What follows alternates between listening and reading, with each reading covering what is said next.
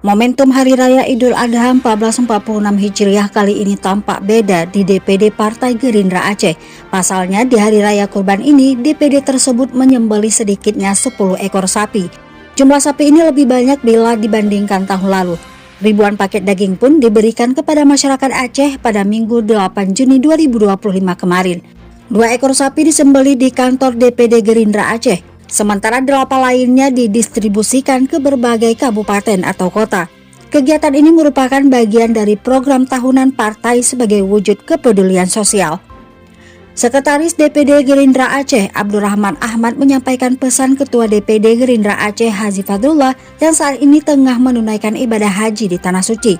Dia mengatakan Fadrullah menitipkan salam Idul Adha kepada seluruh kader dan masyarakat Aceh, dan juga mengingatkan pentingnya semangat berbagi dan terus hadir untuk rakyat. Ia juga menyampaikan pesan dari Ketua Umum Gerindra yang juga Presiden RI, yaitu Prabowo Subianto. Prabowo menekankan bahwa Gerindra harus hidup di tengah rakyat, memberi manfaat dan menjadi tumpuan harapan.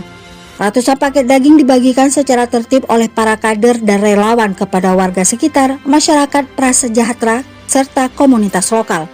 Gerindra Aceh menegaskan kegiatan ini menjadi bukti nyata komitmen partai untuk terus hadir di tengah masyarakat, tidak hanya saat pemilu tetapi juga dalam keseharian.